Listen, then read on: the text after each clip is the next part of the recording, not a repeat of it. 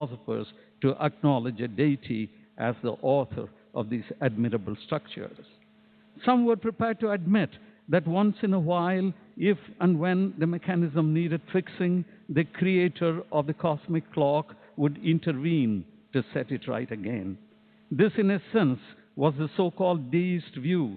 Its advantages were that it prevented science from sliding into materialism, and it made God more rational than whimsical, respectful of rules rather than given to arbitrary behavior. But its serious disadvantage was that it made God no more than an Aristotelian first cause who, after the first and only act of creation, receded into eternal inaction, becoming what the French called le Dieu fainéant, the do-nothing God. More seriously, it was only a first step to dispense with even this God in matters of everyday concern. In the current scientific framework, the universe tumbled into existence because of some mishap in a latent symmetry, intelligible only to those who know group theory and high-energy physics. The root cause of it all is known in the mathematical poetry of modern physics as Higgs boson, but which, because of the central role it is believed to have played in cosmic emergence, was dubbed the God particle by Leon Lederman. The Big Bang model arose from the interpretation by Abbé Lemaitre of receding galaxies as due to an expanding universe. This led to the idea that if we trace time backwards, there must have been a moment when the entire universe was concentrated at a point whence it must have exploded. Thus, the universe was born with a bang that was truly big, spewing out matter and radiation every which way, creating space and time in the process.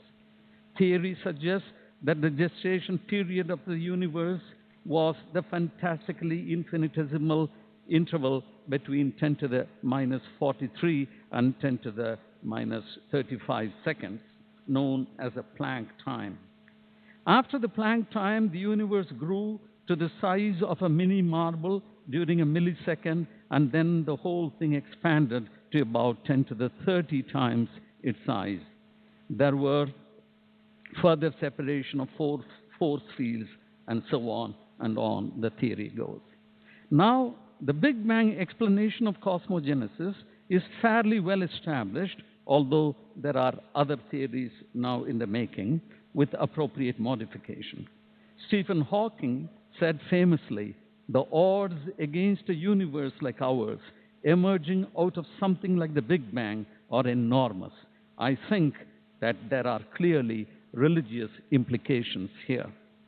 As to science's view of the origin of life, according to one view, it was only billions of years after cosmogenesis that biogenesis occurred. In the remote past, more than 3 billion years ago, and barely a billion years after the formation of our planet, there were lands barren and waste, volcanoes steaming and puffing sulfurous fumes, and oceans of salt-free waters. The Earth's atmosphere consisted then largely of hydrogen, ammonia, methane, and a few other gases. Gigantic clouds and torrential rains rose and fell, seeping salts from land into pristine sea. In the mammoth laboratories of the Earth's oceans and airs, kindled by heat and lightning, by radiations from the sun and other excitants, the turbulent chemistry of the early molecules churned out the first organic structures. Carbohydrates and amino acids were thus concocted. These increased in complexity and further reactions took place. The waters of the period constituted what has been described as the primordial soup, in which the mutual interactions of the components gave rise to molecules of ever-increasing size and intricacy. Energy trapping mechanisms came into play. After myriad patterns and permutations, mysterious entities with the property of self-replication emerged. These again grew in numbers and variety until at last nucleic acids and proteins were formed. The wonder of life had begun. Now there is evidence that life arose under harsh volcanic conditions. So it has been said that the cradle of life could have been a sulfurous swirl of superheated water and oozing lava. This prompted Günther Westerhäuser to give a simple recipe for life. Boil water, stir in the minerals like iron sulfide and nickel sulfide, bubble in carbon monoxide and the odor of rotten eggs, wait for proteins to form. Once a spark of life was lit, the self-replicating systems began to multiply in number and variety, the nucleic acids embodying the subtle coding and that preserves life patterns slipped now and then.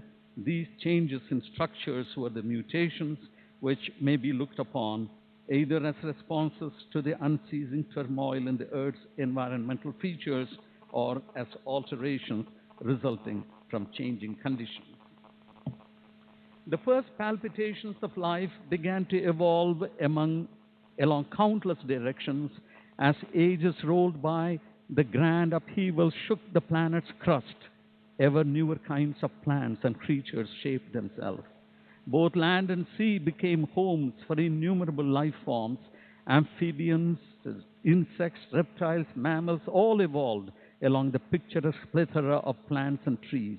After well over 1 billion years of such experimentation, the evolving principles brought forth the product we call the human race. Homo sapiens began roaming the wilds of Africa. Then there was thought and language and agriculture and culture and thinkers arguing about how it all began. We are all familiar with the mind-boggling time scales involved in all of this. Changing scales and assuming that the Earth was formed 100 years ago, which we take to represent 4.5 billion years, humanoids began to emerge barely 3 weeks ago, and the Christian era is only some 20 minutes old. Astrophysicists assure us that on this time scale, in another 100 years or so, the sun would extinguish himself. Nature has taunted us by making life too short to be taken seriously and too long for life not to be taken seriously. Some find this account to be quite interesting and also persuasive because it is fortified by charts and data and mathematical theories. It is a conjectural conclusion rather than a solemn proclamation of intelligent speculation. Those who adopt scientific cosmology grant that there is, as there always will be, something tentative in any scientific vision of cosmogenesis. During the past several decades, experimentalists have been trying to replicate the process of simulating the primordial soup subjected to early atmospheric conditions. But we are far from synthesizing anything like the DNA. It is far too complex. The blue-green algae, which is some 3.5 billion years old, has some 3.6 million base pairs. In other words, synthesizing a few organic molecules from appropriate physicochemical conditions and concluding that this is how life began would be like saying that because we find some patterns in the sand patterns in the dunes which resemble alphabets, that is how La Divina Commedia came to be written. It also has been suggested that perhaps there once were much simpler organisms which have now disappeared altogether. The role of RNA. Molecular biologists have explained how some simple proteins may be synthesized from amino acids, and even the extraordinary process of replication of proteins has been uncovered through the recipe of RNA. Then again, the amino acids in organisms are invariably left-handed, and one sees here the need for the ribosomal RNA and the transfer RNA. Various theories have been proposed to explain how this might have happened. Some have even suggested a prebiotic evolutionary process in which a community of informational molecules participated. A generally accepted view has been that genetic mechanisms that actively synthesize cell membranes and were responsible for cell division and cell stability were also responsible for cellular evolution. Many scientists argue that the laws of nature favor the genesis of life everywhere in the universe. This reminds us of another theory which was proposed in the first decades of the 20th century. It was discarded and is now gaining ground again. I'm referring to the idea of panspermia, suggested by Svante Arrhenius, according to which life did not originate here on Earth, but somewhere in the universe. Perhaps some frozen spores of organisms clung to splintered rocks from an exploding planet, and then these reached Earth as meteorites. In purely scientific terms, the Panspermia Theory gives us a grander vision of life in the universe. According to some NASA scientists, DNA was fossilized from fossilized bacterial remains some 200 million years old have been detected in meteorites. The Panspermia Theory is a non-romantic version of the idea that we are descendants of creatures from another planetary system. It is to some scientists its interest lies in that it gives a jolt to the centrality of the Earth hypothesis. Even if the Panspermia Theory were true, it does not solve the question of how the first organisms came to be. As science gains more and more understanding of the ultimate constituents of life, that is, its genes, it also tracks down the biological origin of humans. According to one estimate, based on genetic analysis, we are all descendants of a single human being, the Adam of our species, one might say, who lived some 270,000 years ago. This ancient ancestor of ours and the New World monkey, some evolutionary biologists tell us, had a common ancestor who lived 7 million years ago. In the midst of all the data, complex theories, and shifting ideas as to how life began, some have argued that corresponding to the mystery of the Big Bang for the physical universe, there must have been a biological Big Bang whose cause and purpose we may never know. It is important to recognize the points of difference between scientific and the religious quests in this context. And I'll come later to how we can combine them. We may do this without ascribing relative values to them. First, according to traditional worldviews, the Earth was the center of the universe. Today, religions no longer subscribe to this view, but they have a more sophisticated version of it, which is far more meaningful, and that is that the Earth is central to the universe. Science, however, persists in regarding our planet as just another insignificant speck among countless specks, large and minuscule, that constitute the material universe. From the religious perspective, the universe was born from the will of a divine principle. In other words, the universe is the fruit of an act of intentional creation. Science considers the universe to be a mere accident. It could have remained unformed or formed very differently from the scientific point of view. Thirdly, religions declare that there is a definite goal and purpose to the universe, even if we are not able to fathom what this may be. For science, there seems to be only happenings in the universe, be they the decay of elementary particles, the formation of stars and galaxies, or coming together of atoms and molecules.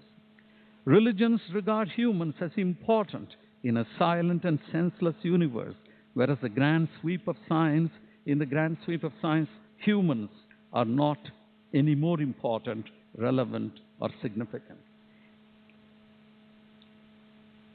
How shall we reconcile and make the compromise? Some people hold that there can be no compromise between hardcore science and ardent religion. Others believe that this can and must be achieved on fundamental issues.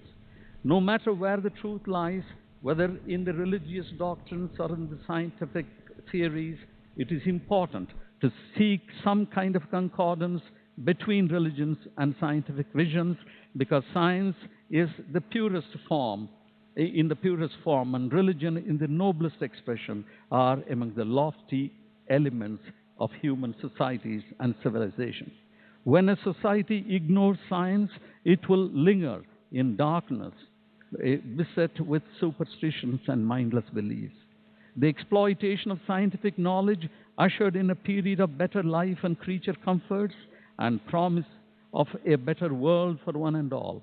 However, applications of science and the adoption of a purely scientific materialist worldview have also resulted in an ominous threat to humanity and to the human spirit. When a society derides the religious spirit, it is likely to degenerate into an amoral system where people do their chores, eat and drink and live for the day with no source that can inspire them to hope and fulfillment, to caring and compassion, to joy and meaningful poetry. But then it is also a fact of history, as Lucretius reminded us long ago, that untold atrocities have been perpetuated in the name of science. But even with all this potential for doing harm, both science and religion have enriched humanity in myriad ways, and have given also that it should be practically impossible to eradicate either science or religion from society. It is incumbent upon us not only to cleanse both science and religion of their harmful dimensions, but also seek ways in which we can effect understanding and bridges between the two, so that we can live in peace and harmony in society. That I take to be a purpose of conferences like this. I want to consider what may be called the anthropic insignificance first.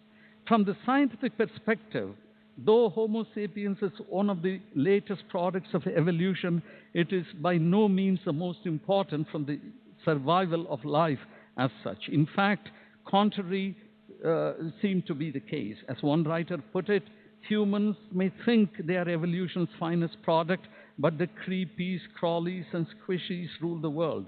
Remove people from the face of the earth, and the biosphere would perk along just fine. Remove the invertebrates, and the global ecosystem would collapse. Humans and other vertebrates would probably last only a few months, and the planet would again belong mostly to algae and bacteria. The importance of the human species is by no means obvious when viewed in terms of our physical dimensions.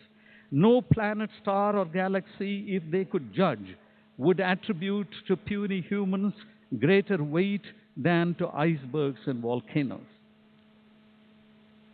When it comes to sheer physical power, our bodies are but flimsy structures, susceptible to instant decimation by nature's fury. A lightning bolt can kill anyone in a brief thunderous flash. Hurricanes and earthquakes annihilate thousands without a moment's notice. When we reckon the age of our species in relation to that of the universe and reflect on the ephemeral nature of individual lives, our significance shrinks even further. What are a few million years of human survival compared to the more than 10 billion years during which the universe existed? Homo sapiens is all too frail, a very recent and vulnerable entity in the grand arena of space in the endless stretch of time. To those who are touched by the spiritual dimension of existence and the religious experience of life, scientific cosmology seems to be one drab and dismal story in which human beings are totally unexpected byproducts, accidents, or worse, like inconsequential mushrooms that sprout in the wilderness and perish. All the grandeur of a magnificent universe with splendid stars in the firmament is reduced to tenuous hydrogen gas pervading all over and concentrating here and there, to dying stars with nuclear fire at the core, galaxies running amok every which way like swarms of frightened fowl, sea salt cooking into animalcules. To make matters worse, the scientific picture gives the cold shoulder to God Almighty and leaves no room for reverence or gratitude. At the purely physical level, humans don't have a special place in the universe, it would seem. However, it would be but a partial vision if we fail to recognize that we play an unusual role in the cosmos. All we have to do is to imagine the auditorium of La Scala that is stark empty when a most magnificent opera is being performed. What a wasteful expenditure of energy, of artistry that would be. So it is in the universe without human beings. But for the probing human minds, there would be no formulas for the elliptical orbits, no reckoning of space or time or their intertwining. Again, but that pre-life universe was insipid and inert, with no music or melody, no poetry or philosophy. And so, let me come to the concluding thoughts, since we are running out of time, the last one. We begin to realize that the emergence of awareness was a great event in cosmic history as the first big blast of the material creation. That awareness, the consciousness, injects meaning into a mechanical and mindless world. It is as if by our presence we have lit up the whole universe, which until our emergence had been plunged in a stark stillness devoid of joy or meaning. Religions are on the mark when they attach primary importance to human consciousness in an otherwise colorless, tasteless, odorless, soundless, lightless universe. No matter when, where, or how life arose, it has extraordinary significance in adding dimensions which were not there before human emergence. And so it is in this spirit that we need to recognize that no matter what theories we have about the origins of life, the centrality of human consciousness is of the utmost importance in the emergence of the universe. Thank you.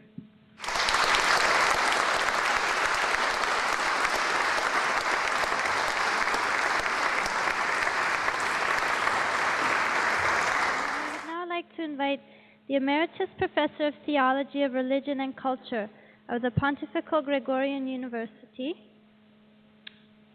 Arij A. Roes Krolje. Authorities, venerable masters, fellow searchers, and researchers. This introductory address consists of one preliminary remark and then will indicate three approaches to the question at hand, namely concepts of life and its origin from world's religions. The three approaches are the following. The origin, that is the first, the origin of life lies ahead. Second is, humans don't live alone. And the third, life strives to beauty. The preliminary remark, I will be very short and to resume a little bit, namely that would be about the three levels we can talk about the religions and their approaches. One, and about everything it would be like that. In a Sanskrit way of speaking, one could speak on the first level of the necessities of life. Roti, kapra, makan. That are the simple things of life we need. And the second would be abhyavyakti, meaning manifestation, meaning expression, more, all that what is not necessary for life. And the third, that would be the realm of manasikta, namely the realm of the spirit of the mind. Now, when we speak about religions, people very quickly start speaking about ideas, about that realm of the mind, about doctrines. We shall not do that. We shall speak rather about the first two levels, namely that of human life on earth as it is visible and as it is being lived. As first approach, therefore, we begin with a reality and truth so evident that many fail to see it, and that seldom it is mentioned.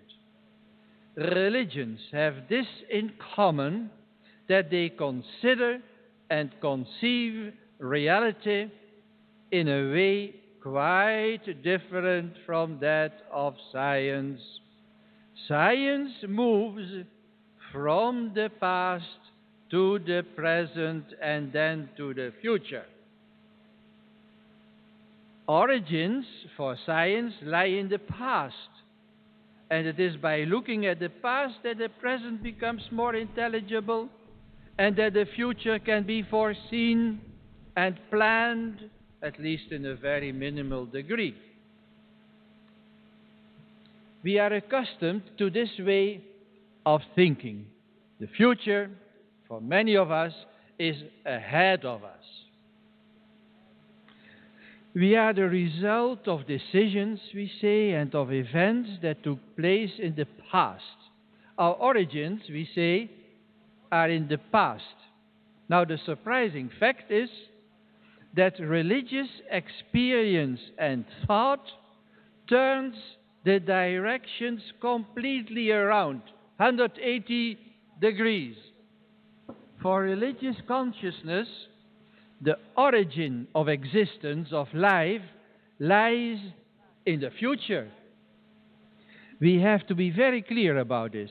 Once we have this insight, our entire idea of life changes, and who knows, perhaps also our way of living. This will be our starting point in considering what has been asked, life and its origin in religious concepts. The origin of life lies in the future. Our earthly existence is a process coming ever closer to our origin. An image that could help is that of the river.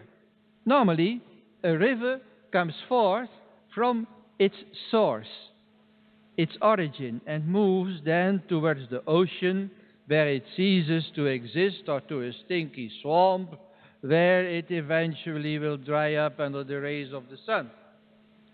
What I propose as the practically unanimous testimony of world's religions is that our life is to be seen as a river that moves towards its source,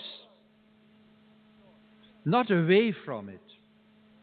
From a mass of water that has gathered all kinds of dirt, it moves towards pristine purity.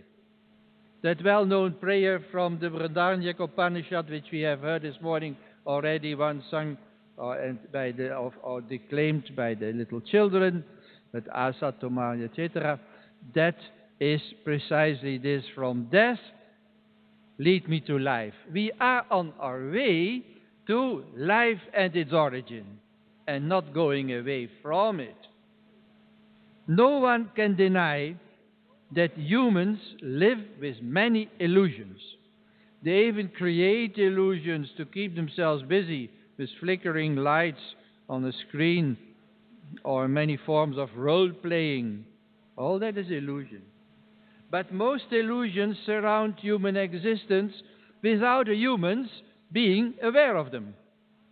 One of the hard tasks of human existence is learning to discern reality from illusions. That's why we pray for that, from the unreal to the real, and to opt for reality.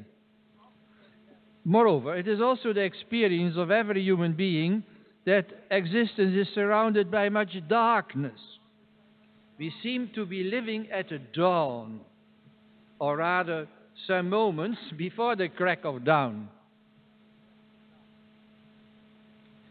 And human life is meant as a gradual opening of the eyes for the light ever fuller, for the real dawn.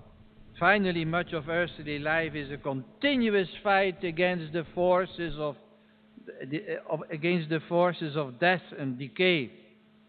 When we consider the process of life, it may be difficult to accept that we become ever more alive. And yet, for every human being, it is true that he or she is not a mortal being moving towards its end, but is an immortal being beginning to live. It would be very easy to quote many texts from the Bible, the Vedas, the Quran, are the grand teachings of the Buddha and other venerable collections of writings. In each of them, and you find them all on Google, you open Google and you find all these texts as you want to have them.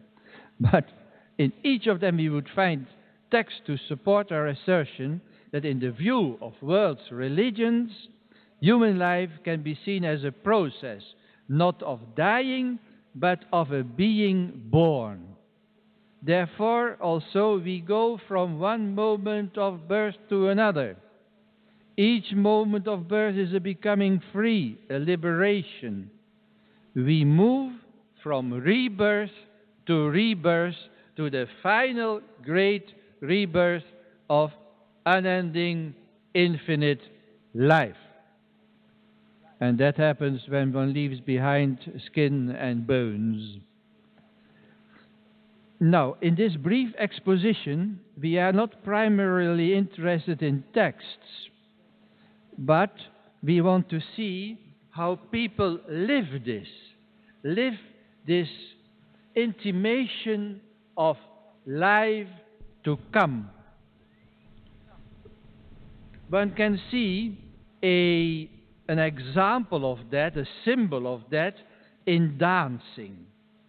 Dancing is moving out of self, moving graciously out toward greater beauty and bliss that can be reflected even in the dancer. Naturally, what is meant here is artistic and religious dance, not jumping in crowds as a way of socializing.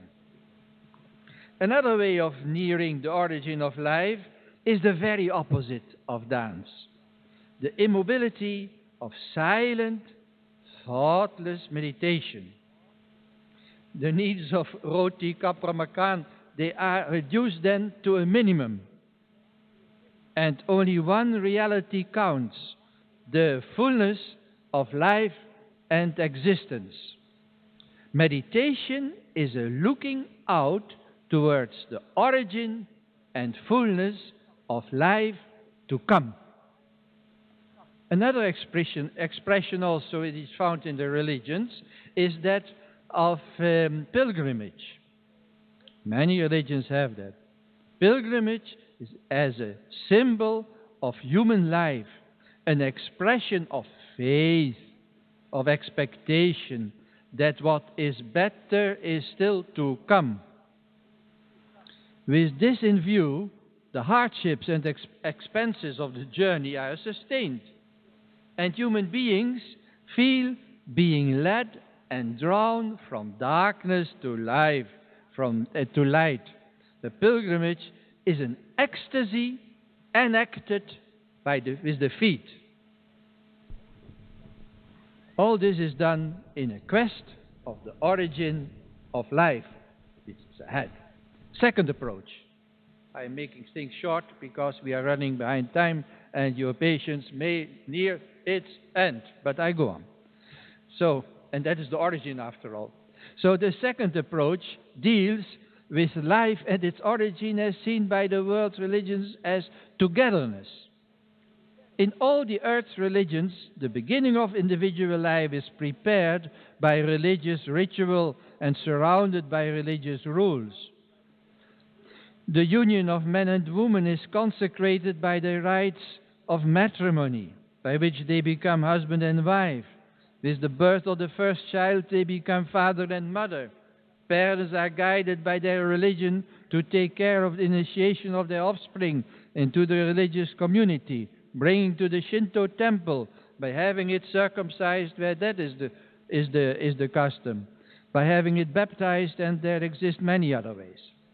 Perhaps we have to admit that, as far as I know a few little things about religions, Hinduism is the most abundant in rites, the samskaras, before and after the birth of a child. From this also one thing goes forward, namely that we have to take in mind that the central place of religious rite, ritual, and also experience is rather the home.